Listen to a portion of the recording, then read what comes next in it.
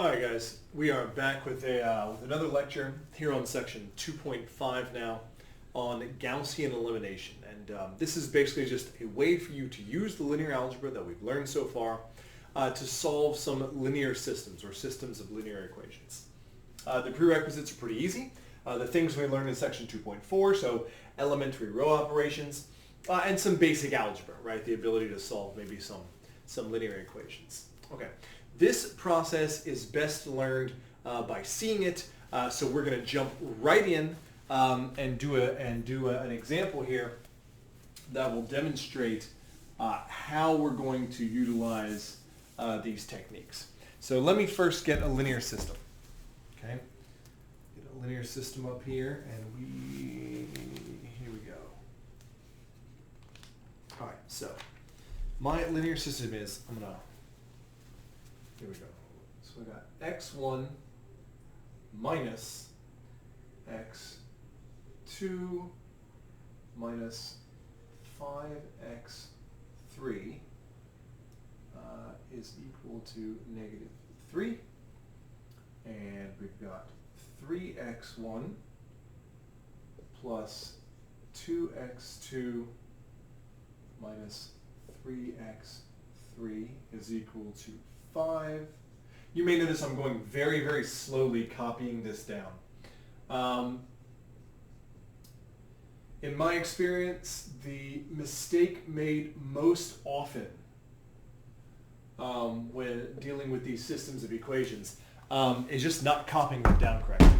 Again, if I miss a negative sign, if I miss a coefficient, if any of those things come out wrong, then of course my answer will come out wrong, right? So be very, very diligent, very, very careful when you're just copying down your linear system. Okay, so here's the system I would like to solve. Now, geometrically speaking, these are all planes in 3 dimensions, right? And you can think of them as, again, these 2-dimensional sheets of paper. And this question is asking, well, where do they intersect? Do they intersect? If they intersect, at how many points? If it's infinitely many points, what's the shape of that, right? Do they intersect in a line? Maybe all 3 of these are the exact same plane. Maybe they intersect in a plane. I don't know, but we're going to answer all those questions just by using the row echelon form that we had before. Now, if you remember back to the linear systems section, I can represent this with a representative matrix, which is just the coefficient matrix, but I don't want that. What I want is actually the augmented representative matrix, which is not just the coefficients for the variables, but with an extra column here for my solution. Okay? So that's called a pound.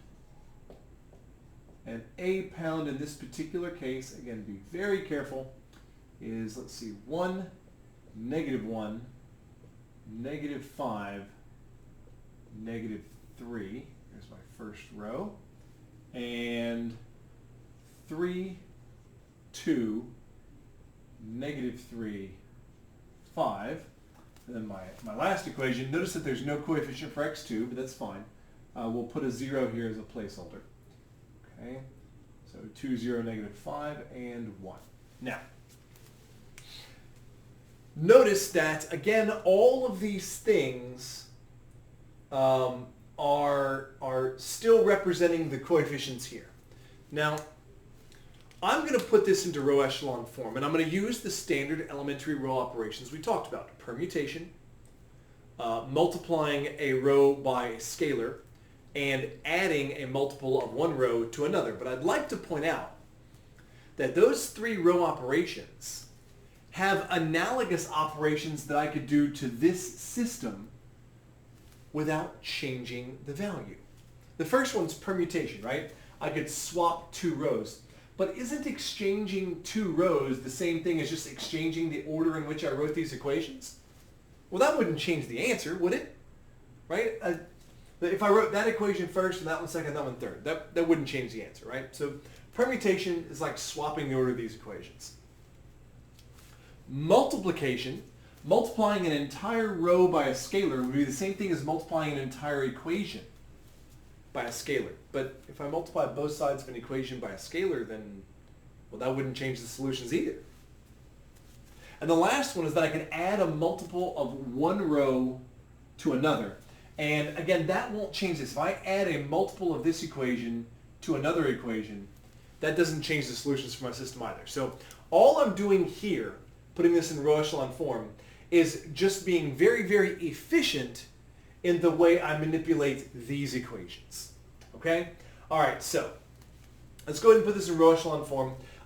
Pivot first. I need a 1 in my upper left-hand corner, but lucky us, it's already there. So I'll use that 1 to annihilate the 3 and the 2 just below it. So we'll do, let me get a different color just so it'll accent these a little better. So let's do A12, negative 3, that'll kill that 3, and A13, negative 2, that'll kill that 2. And let's see what we have. Oh, I'm getting a little cramped on the side of the board here, but I think we're going to be okay. Okay, so row 1 won't change. So I've got 1, negative 5, negative 3. So I've got row 1 not changing. All right, so row 2. Again, A12, negative 3, take the value from row 1, multiply it by negative 3, and then add it to whatever that value that was already there was.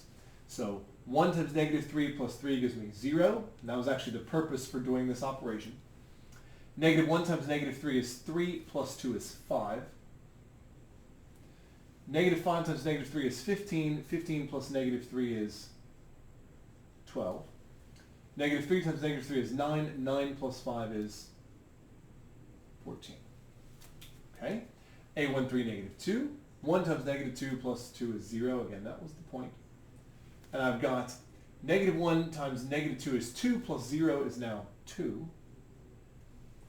Negative 5 times negative 2 is 10 plus negative 5 is 5. And negative 3 times negative 2 is 6 plus 1 is 7. Okay. Pivot. I'll move down. I'll move to the right. This is what I would like to make a 1. I don't want to multiply that row times 1/5. That looks awful. It would make 12/5 and 14/5. And again, we want to avoid introducing fractions. I can't permute either because nothing below it has a 1. But what if I just added a negative 2 multiple of the 2 to the 5, right? 2 times negative 2 is negative 4 plus the 5 will give me a 1 there, right? So what I'm going to do to try to make this a little bit more efficient for myself is that I'm going to do A32 negative 2. Okay? A32 negative 2 will turn this value into a 1. That's what I want. This is my pivot step. Okay, let's see what we have there. All right, so remember, A32, row 1 will not change. And row 3 will not change. Okay, but row 2 will. All right, so I'll take whatever's in row 3, multiply it by negative 2, and then add it to the existing element already. So 0 times negative 2 is 0, added to the 0, 0. This is nice. 2 times negative 2 is negative 4, plus that 5 is a 1. That was the whole point of doing this. And these are the only two that are really, a mystery, right? We knew the results of these two before we even did the operations. So 5 times negative 2 is negative 10, plus 12 is 2. 7 times negative 2 is negative 14. Plus 14 is 0. All right. Let me go ahead and use this 1 to annihilate the value below it. Okay. That operation will be A23 negative 2. Okay.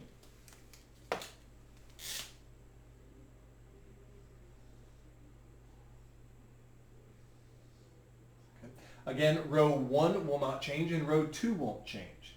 So 1, negative 5, negative 3, 0, 1, 2, 0. Being very careful to make sure we copy things correctly.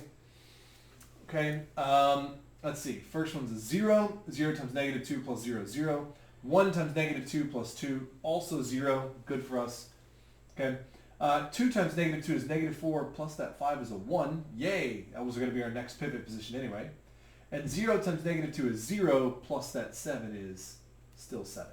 So this is row echelon form. Now, real quick, I'd like to point out, remember, I don't put equal signs between these, and the reason I don't put equal signs between them is that they're not equal. Right? These matrices are not equal, they are row equivalent. And what that means in this context is that the system of equations represented by this matrix right here has the same solutions as the system of equations represented by this matrix. Okay? So what that means, let's see if I can't copy the actual system back out. Let me take a marker here.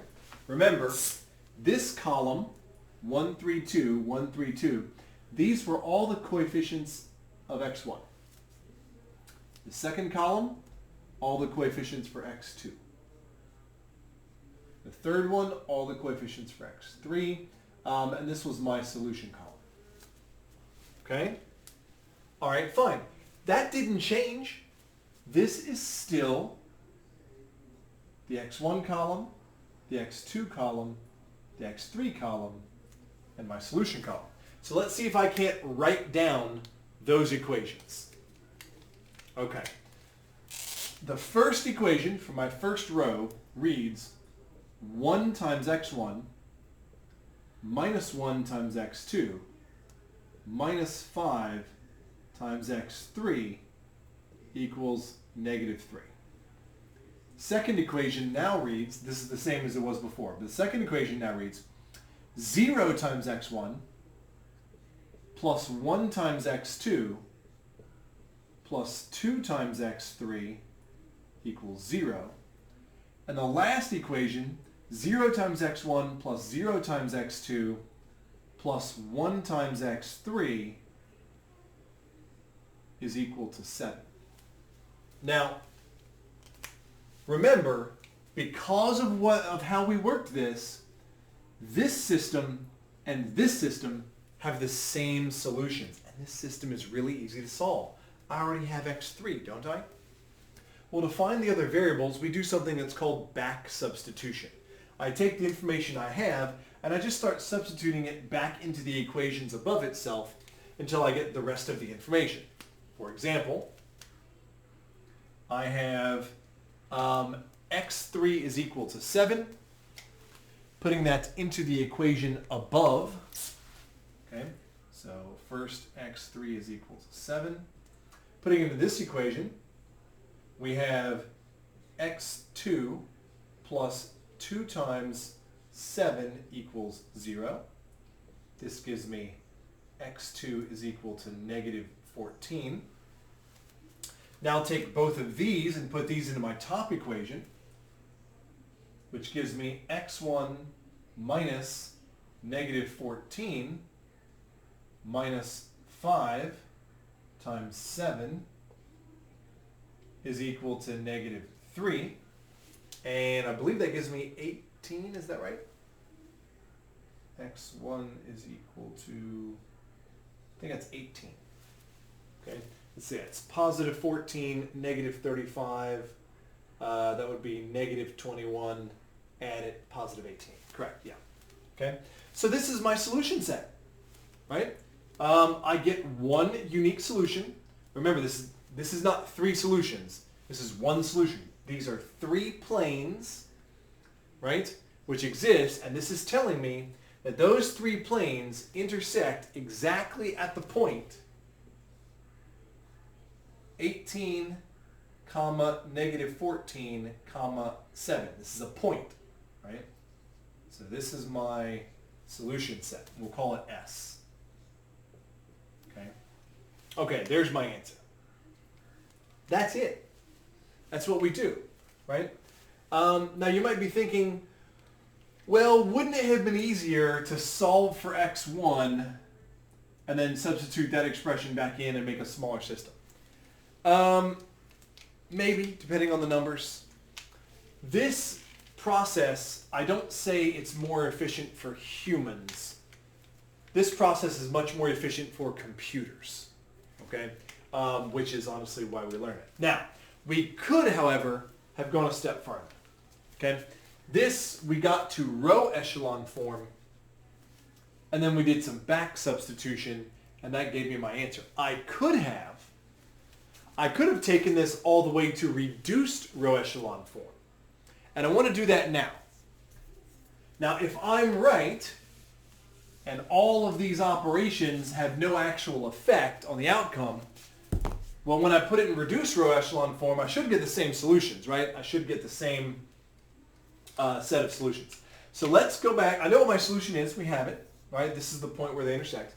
But I want to take this down to reduced row echelon form. If you remember, reduced row echelon form, I need to turn every value that's above a leading 1. So here's a leading 1. So that value's got to be a 0. There's a leading 1. These two values now have to be 0. These three values are now also going to have to be zeros because they're above leading 1s. Okay. Well, let's see. Start from the left, right? So I don't have to do anything because there's nothing above this one. Here's my pivot position. Then I want to use this one to kill the one above it. So let's do A, 2, 1, 1, right? Because a 1 multiple of row 2 added there will make that into a 0. Let's see what that gives me. That gives me, okay, so A21, row 2 and row 3 will not change. So 0, 1, 2, 0, 0, 0, 1, 7. And now I will add, take the multiple in row, the value in row 2, multiply it by 1, and add it to the value that's already in row 1. So that's a 1. 1 times 1 is 1 plus negative 1 is 0. 2 times 1 is 2 plus negative 5 is negative 3. 0 times 1 is 0 plus negative 3 is negative 3. All right, fantastic. Now I need to use this one here to kill the two values above it. Okay, you can do that. That's pretty easy. So I'll use the one to kill that negative 3. I'll use A 3, 1, 3. And I'll use it to kill that 2. We'll use A 3, 2, negative 2. All right, that should be done, right? That should make the remaining 2 zeros I need for reduced row echelon form.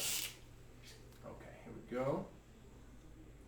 All right, so row 3 will not change. 0, 0, 1, 7. Okay, let's see what happens here. Row 1. Take the value in row 3, multiply it by 3, and then add it to what's already there. 0 times 3 is 0. That's still a 1. 0 times 3 is 0. That's still a 0. Here we go. 1 times 3 plus negative 3 is 0. 7 times 3 is 21 plus negative 3 is 18. A3, 2, negative 2. All right, same thing. We're going to row 2. 0 times negative 2 is 0, plus 0 is still 0. 0 times negative 2 is 0, plus 1 is 1. 1 times negative 2 is 0, 0. 7 times negative 2 is negative 14, plus 0 is negative 14. Now remember what I said earlier. These row operations don't change the solutions to the system. They just give us an equivalent system. This represents a system of equations, and that system of equations has the same solutions as those. Let me write them out.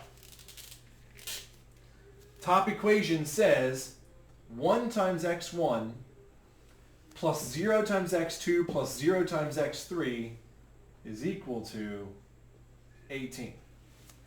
Second equation. 0 times x1 plus 1 times x2 is equal to negative 14. And the last one, 0 times x1 plus 0 times x2 plus 1 times x3 equals 7. Would you believe this system has the same solutions as this one? see it. Okay, so we've got a couple options here, right? Given this linear system, we can take it to row echelon form, do some back substitution, okay, and then solve it that way. Or we can take it all the way down to reduced row echelon form. Does it matter? No. I will say, however, the fact that this number ended up being a 1 naturally meant that I didn't have to introduce fractions, right? If this had been a 3, the only way to pivot this into a 1 would be multiply the bottom row by 1/3 because I don't have any rows below it. And at that point in time, if I multiply this by 1/3 and that becomes 7/3, back substitution and reduced row echelon form are going to introduce more fractions. So I don't know. I tend to stop here and just do the back substitution. Depends. Do whatever you're comfortable with, right? Doesn't really matter. Either way is going to give us the same solution. Now this was nice. Okay? Try to remember what the geometry says. The geometry says these 3 objects, which are all planes, that's a plane, that's a plane, that's a plane, all of these things can be represented by a plane existing in R3, right? In 3-dimensional space, like that X, Y, Z space that you guys have graphed some 3-dimensional things in. And this says that they intersect in a point, a single point. And that makes sense, right? If you're looking at that same coordinate axis, right? If you're looking at, let's say, it's normally drawn this way, right?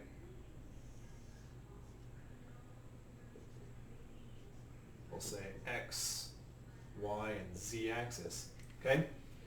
Well, the ZY plane, that's a plane. The XY plane is a plane.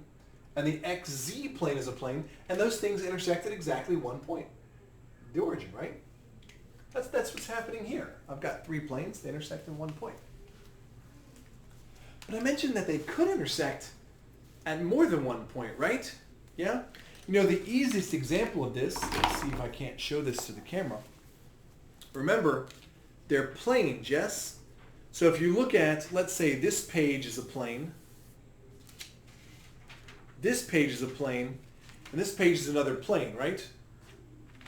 Well, where do they intersect? They intersect at the binding, right? At the binding of the book, that's a line, right? Well, what would it look like for me to have a system whose solution set wasn't a point? I'm not going to get numbers here. I can't, right? If I get a distinct number for each variable, then that's going to be a unique solution. I have to get infinitely many solutions. So what would that look like? Well, let's do another example. Okay? Let's do another example. This example will have many more solutions. And then we'll talk about how you can predict the solutions by looking at the rank of your representative matrix. Okay? All right, let's see.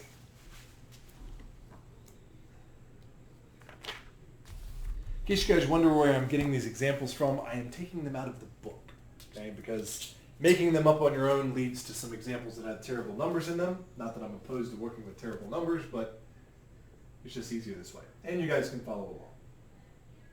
First equation, x1 minus 2x2 plus 2x3 minus x4 equals 3. Okay. 3x1 plus x2 plus 6x3 plus 11x4 equals 16. And I have 2x1 minus x2 plus 4x3 plus 4x4 equals 9. There we go. Okay. All right, so let's take a stab at this system. Now I'm going to do the same thing I did before. I'll write my representative matrix, and then I'll start using my row operations to put that representative matrix into row echelon form. I'm just going to go to row echelon form here, not reduced row echelon form. This should be fine. Okay, let's see. So a pound. Okay. Want all my coefficients. First equation, 1, -2, 2, -1, 3. Second equation, 3, 1, 6, 11, 16. Third equation, 2, -1, 4, 4, 9. Okay. All right, fantastic. All right, again, go ahead and put this in row echelon form. Again, upper left-hand corner pivot, make that a 1. It's already a 1. Yay. I don't have to do anything weird to make it a 1. But I do need to use that 1 then to kill the two values immediately below it. So let's start off with A12 -3 and A13 -2, right?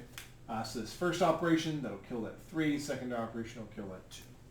Let's see what we come out with. So row 1 will not change.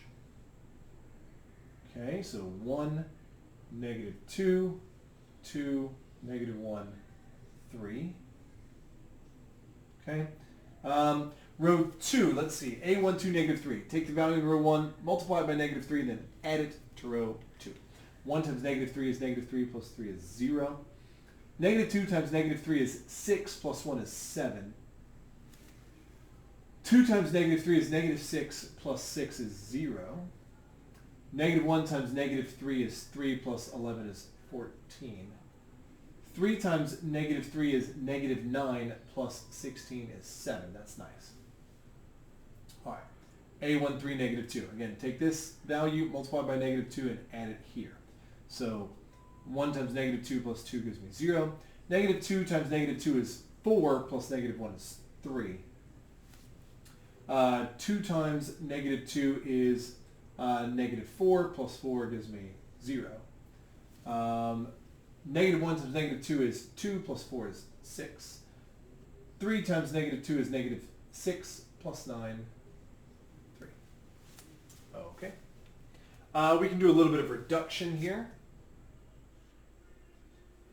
You'll notice that every single thing in row 2 is a multiple of 7. I need to pivot down to the right. It's got to be a 1, but notice that everything's a multiple of 7. In that case, the easiest way to make a 1 is multiply everything by 1/7. Or at least multiply everything in row 2 by 1/7. Okay? Again, we're not opposed to using the multiplication operation. We just don't want to make any fractions unnecessarily, right? So let's see. Row 1, still 1, -2, 2, -1, 3.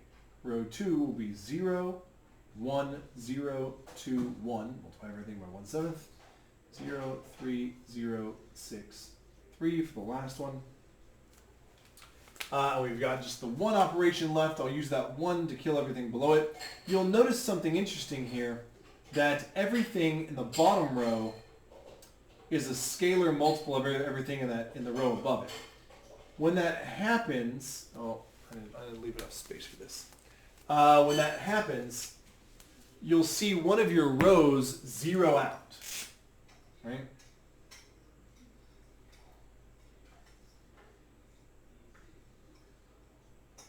So this operation will do A23 -3. Okay? And the result for that, if you see, again, take a -3 multiple of what you wrote in row 2 and add it to the value that's presently in row 3, you'll see that the bottom row becomes all zeros. And at that point in time, we've hit row echelon form for this. Now, it doesn't seem like we have a lot of information left, right? There's a lot of zeros in this. And that's exactly what it looks like when you have infinitely many solutions. I had 4 variables here. Okay, I had 4 variables. And at the end, I have a representative matrix which doesn't have rank 4. It only has rank 2. Okay? The difference between the rank and the number of variables you have is going to tell you how many solutions you're going to have. Okay? There are 3 possibilities. The first one, if you remember back, and you can just rewind the video, so the first example I did, that system had 3 variables, and the rank of that representative matrix was 3. Okay? The rank of A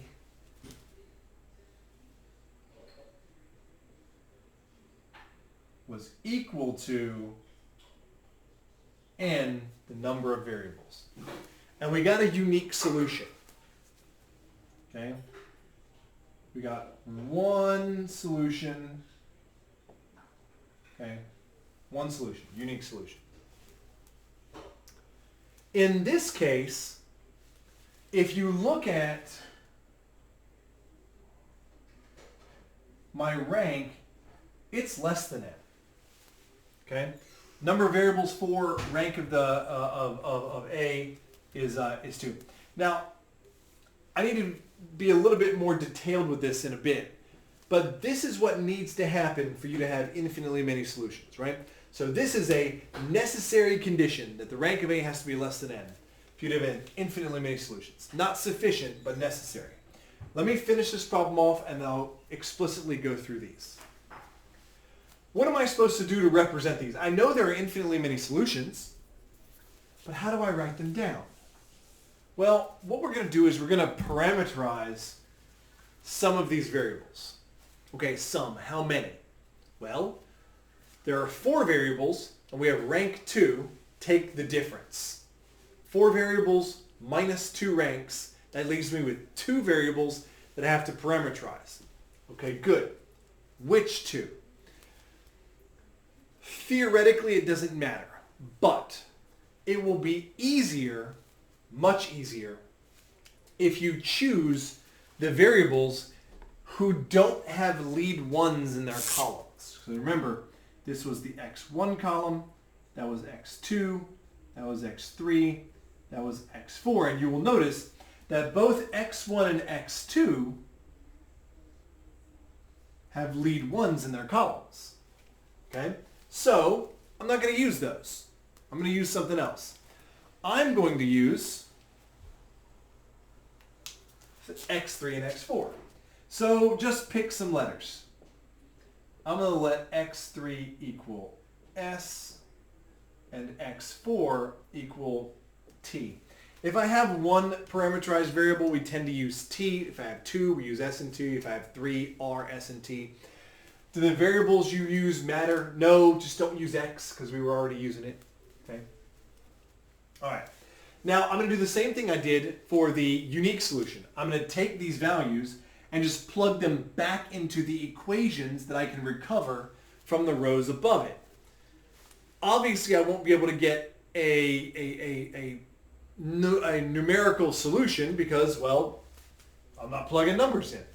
But I will be able to get an expression for x2 in terms of s and t, and an expression for x1 in terms of s and t. And we're going to do that now. So, the second equation right here reads 1 times x2 plus, see, 0x1, 1x2, 0x3, plus 2 times x4 equals 1. Well, yeah, but x4 is t, so that's x2 plus 2t equals 1, or equivalently, x2 is 1 minus 2t. Okay, fantastic. I now have an expression for x2. It's 1 minus 2t, whatever 2t is. Okay. Okay. back up to the top here. Now I'm going to erase this because this is going to be a much longer equation here. Okay, but the first row now, the first row will give me another equation. It says 1 times x1 minus 2 times x2 plus 2 times x3 minus x4 is equal to 3. Again, substitute in the things that we have. And I have x1 minus 2 times, well, instead of x2, we've got 1 minus 2t, plus 2 times x3, but instead of x3, I have s, minus x4, and again, instead of x4, we have t is equal to 3. And you'll note that, again, I can just solve for x1 by moving everything over to the right and come up with an expression for x1 in terms of s and t, and I'll do that now. Okay, so x1 is equal to, well, let's look at our constants. The only constant we have on the left is going to be a negative 2. Add that to the right, we get 5. Okay, let's look at our, we'll do s's next. We only have the one s term plus 2s. Move it to the other side, we get negative 2s. And then our t's, I've got positive 4t here, minus t here, that's positive 3t. Move it to the right, we've got negative 3t. So there's my expression for x1. What does this mean?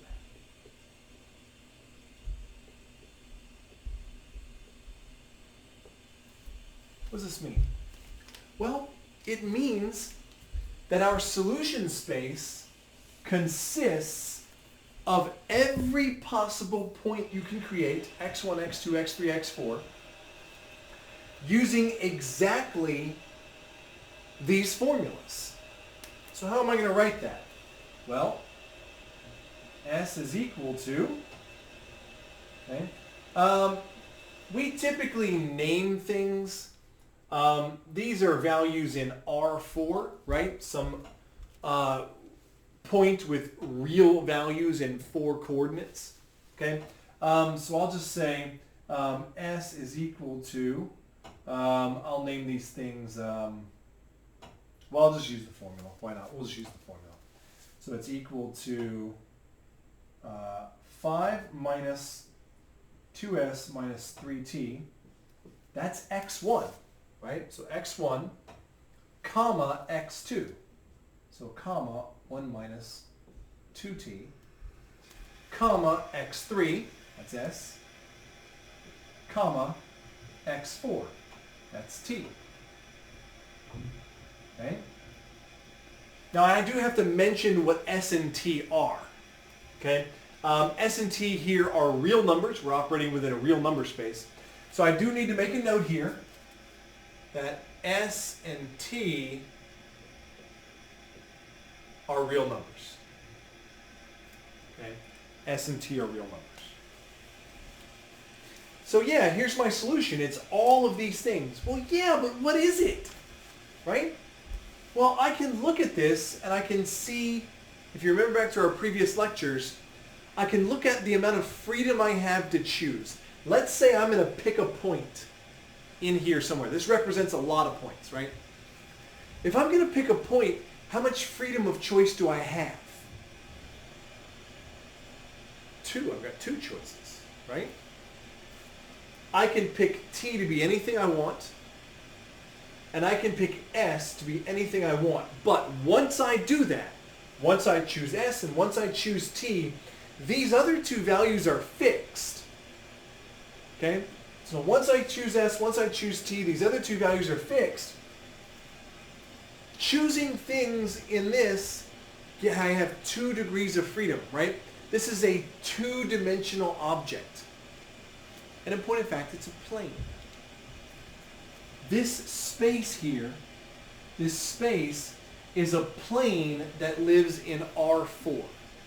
Okay? It's a 2-dimensional solution space. Okay? And this is the most efficient way that we have to represent our infinite solution space here. Okay? That's not too terrible, I hope. Imagining it is kind of brain, makes your brain hurt a little bit because we can't imagine 4 space right? We can't imagine R4 in 4 dimensions. And so it's difficult to imagine a plane existing in 4 dimensions. But again, we do the best we can. Okay. Now, I had mentioned to look at the rank and determine how many solutions there are. And in this particular case, I want you to take a look at something. Remember, this is not just a pound. If I cover up my solution column here, isn't this A, right? The representative matrix A is just all the coefficients, and then a pound I tack on this last column. Well, notice that with our elementary row operations, we only operate up and down. It's only the column entries that interact with each other. I never go left and right. So this value will never affect this value. The reason I'm bringing that up is, if you take a look at the row echelon form for a pound, you get this. Well, yes, but I could very easily get the row echelon form of A by just erasing that last column. This is the row echelon form of A instead of a pound. That means I know the rank of A. In this particular case, the rank of A was 2. Okay?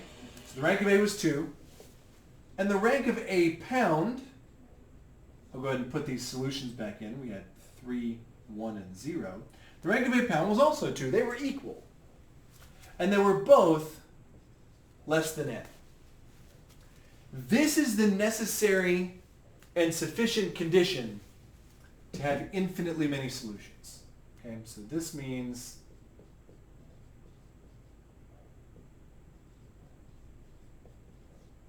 infinitely many solutions. In what form? I don't know. Could be a line, could be a plane, right? It could be some 3 space with a natural bijection to R3. I don't know. Any collection of infinitely many points. Well, there's some restrictions on that, which we'll get to in chapter 6. But right now, any set of infinitely many points. Okay. But what if this condition hadn't been met? Okay. What if these 2 ranks weren't equal? Well, the only way for that to happen is if this value wasn't a 0. Right? Remember, this right here makes the rank of A 2. Right? But what if my solution column, once I was done, instead of reading 310, what if it read 311? Now, again, ignoring the last column, I have that the rank of A is 2, but the rank of a pound is 3. In this case, again, rank of A is less than n, but the rank of A is less than the rank of a pound. That's much more important. Because when this happens, we have what's called an inconsistent system. Inconsistent is the term for there are no solutions. Okay? So we now can look at the ranks, the row echelon forms of our representative matrices, and we can immediately tell the number of solutions we're expecting. If the rank of A is equal to n, unique solution. If the rank of A is equal to the rank of a pound and less than n, we have infinitely many solutions. And if for some reason the rank of A is less than the rank of a pound, now we've got a big problem. That system doesn't have solutions. That's inconsistent. And that's it. Those are my only possibilities. It's worth it as a thought exercise. I didn't talk about the rank of A being larger than the rank of a pound. And it can't be, but you should try to think about why that is. Try to play around with it and see why the rank of A can't possibly ever be larger than the rank of a pound. All right, guys, that's it for today. Again, make sure you get all your homework assignments done, and I will see you guys next time.